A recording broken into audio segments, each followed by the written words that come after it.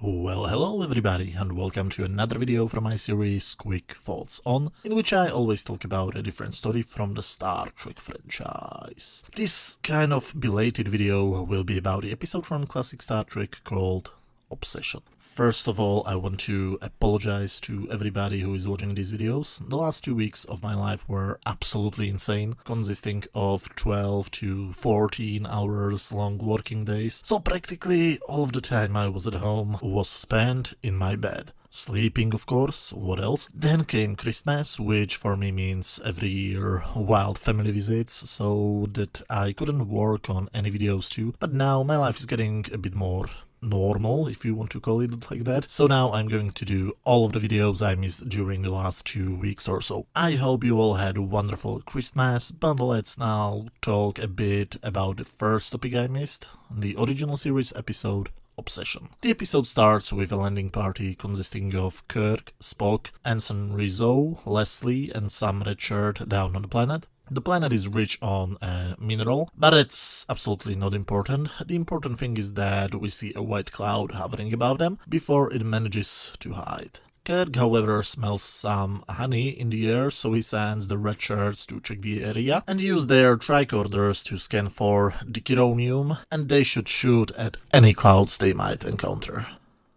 Yes, just let the red shirts alone. I'm sure they'll be just fine. Did Kirk never see Star Trek before? Anyway, all of the red shirts leave, and what a surprise! Immediately after Rizzo leaves them for a split second, the two of them get attacked by a white cloud. Rizzo calls Kirk, who commands him to shoot, but gets attacked too. Now, there are so many things wrong with this sequence. First, why does Kirk think you can shoot a cloud? If a 10-year-old would suggest something like that, I would accept it, but he's a highly experienced Starfleet officer. He did have physics at the academy, right? Second, 2 of the 3 red shirts are dead. Why 2 when all of them were attacked? Because the only reason I can come up with is that we needed a scene where Kirk talks to the survivor and gets the information about the attacker, but I can't see any in-universe reason why the cloud left Rizzo alive. Third, one of the 2 dead red shirts is Mr. Leslie. We have seen him many times during the first and half of the second season of the original series, so his death should be very emotional and impact the viewers, right? Well, there's a tiny little problem. He is seen on the show after his death. There are even shots in the same episode where we see him. What the actual beep? Did they not care, or did they think that the audience is so stupid that they won't notice? I checked this online and I found a claim by Eddie Pesky, the actor who played Mr. Leslie, and he claimed that the original script featured a scene in which Dr. McCoy revives all of them using a miracle potion, but that scene was never filmed. Well, I have no clue if he's joking or getting senile, but that would make it even worse in my opinion. Anyway, the red shirts are dead, even though one of them pulls a Jesus on us, and the reason is that the cloud sucked them. Sucked something from, I think is the more correct term. Now that something is a part of blood, which I have absolutely no clue how to say correctly in English, so let's just pretend that the creature sucks their blood, okay? Back on the ship, Kirk quickly interviews Rizzo, and after that Kirk's absolutely sure that the cloud which killed this man is a creature, and not only some creature, but the same creature which attacked the crew of the USS Farragut 11 years ago, many light years away from this planet. And guess who was one of the few survivors back then? That's correct, Lieutenant James T. Kirk. Many other crew members died, including Captain Garrowick, and Kirk blames himself for not shooting at the creature fast enough. He was never punished for that. He was actually rewarded for his bravery, but he still has the sense of guilt buried inside of him.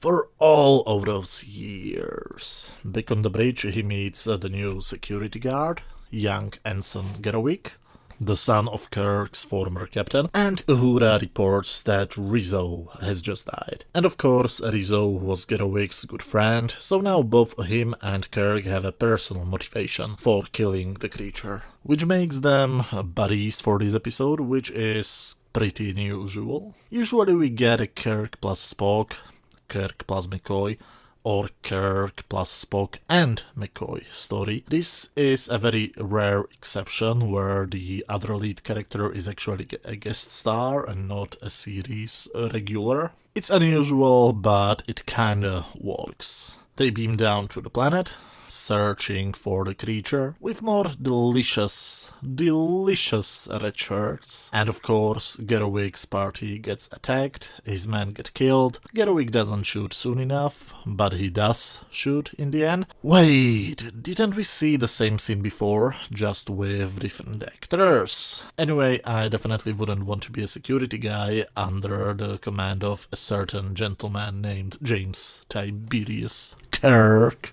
They do a formal hearing, and when Kirk realizes that Gerwig didn't shoot quick enough, he relieves him of all duties and confines him to quarters.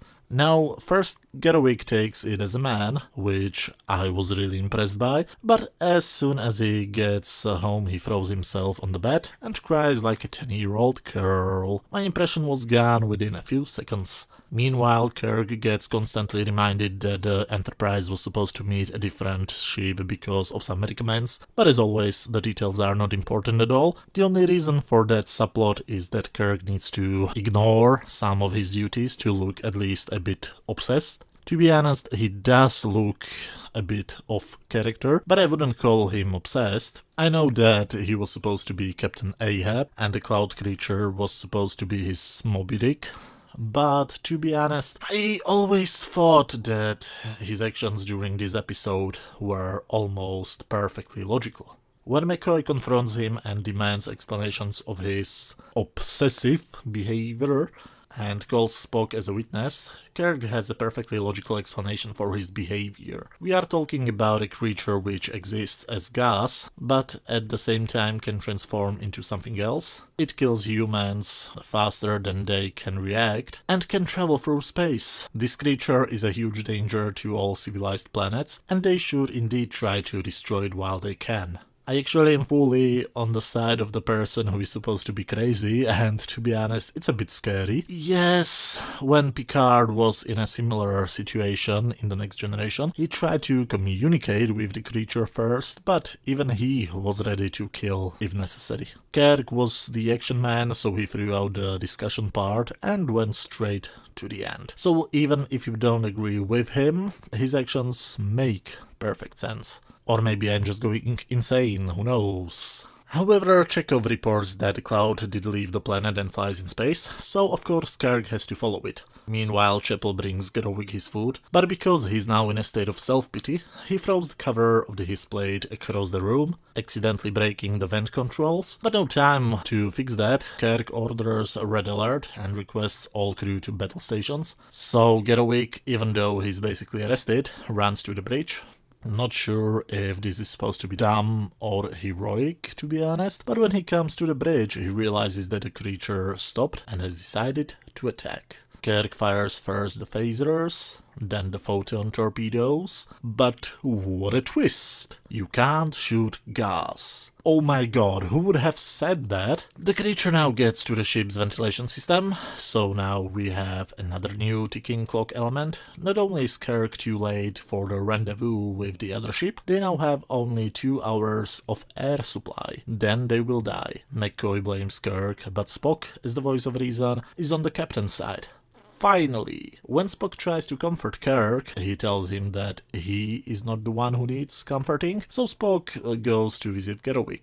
And he gets there just in time, because the creature has just decided to visit Gerwig through his broken vent. Spock throws him out and tries to cover the hole with his hands. So not only do we get Kirk trying to shoot gas, we now also get Spock trying to stop gas with his hands. He doesn't even try to use his uniform to seal the leak or something like that. Seriously, do people in the 23rd century forget how gas works? Anyway, Gerwig calls the bridge, and when Kirk arrives, they find out that Spock is still alive. His green blood doesn't taste as good as red blood. And then another stupid thing happens. Kirk smells the room, and suddenly he knows that the creature wants to return home.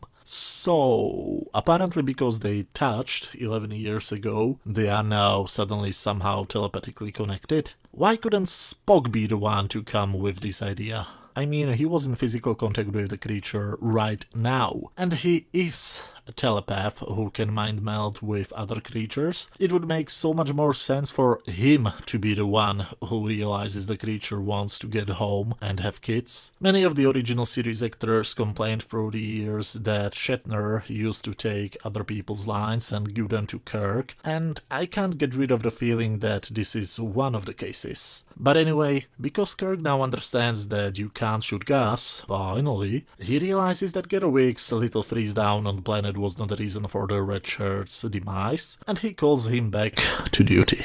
A funny way how to punish him for going to the bridge when he was arrested, but whatever. Our heroes come quickly with a new plan. Shooting the gas didn't help, so what about blowing it up? They decide to take all reserves of their blood plasma, use it as a bait, and then use antimatter to blow it all up. Well, such an explosion would rip away half of the planet's atmosphere, so the transporters might not function properly. So this can be a suicide mission. And if you are like me and expect that they will have a huge discussion if it's a moral thing to do to rip away half of the planet's atmosphere, you can wait forever. This is Kirk, not Picard. A part of me does have a problem with destroying a planet's atmosphere, but who am I to criticize them, right? Kirk and his new buddy Gerwig beam down with the antimatter bomb, but the cloud is faster and eats all the blood plasma before they are ready, so they need a new bait. Kirk orders Gerwig to beam back on board, but Gerwig thinks that Kirk wants to sacrifice himself, so he does what every good officer would do. He attacks his superior, but this is James mother-effing Kirk, so he won't be knocked out by a punch to the head. He takes out a guy 10 years younger than himself within a few seconds and tells him he doesn't want to sacrifice himself at all. They just wait until the cloud comes closer to them, only then they blow it up.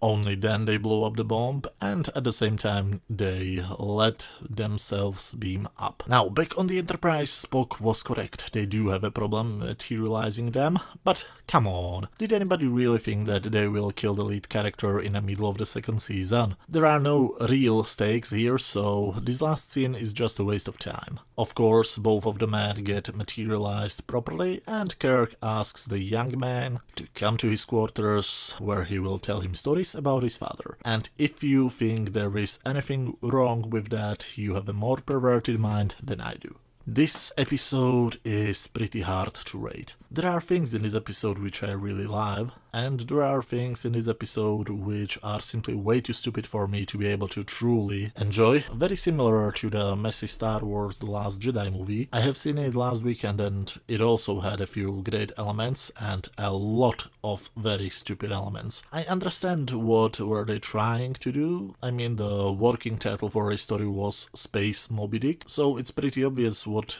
they wanted to do, but one of the main problems for me is that Kirk is not really that obsessed. His behavior is actually pretty logical, except for a couple of brief moments. For example, when he accuses his officers that they have conspired against him. There are way too many stupid moments in this episode, but I listed them already. But there is one thing I didn't have the chance to talk about. Nurse Chapel. Her performance in this episode is strange. Not sure if it's the fault of the director or herself, but every scene she's in, she comes into frame, delivers her lines, and leaves off camera without her expecting any reactions. It just looks and feels weird. It's something you would expect in a sitcom done for comedic reasons, but here it's just weird. Anyway, back to the rating. On my scale from 0 to 10, where 0 is absolute garbage, 10 is a masterpiece, and 5 is average, I would give this episode 7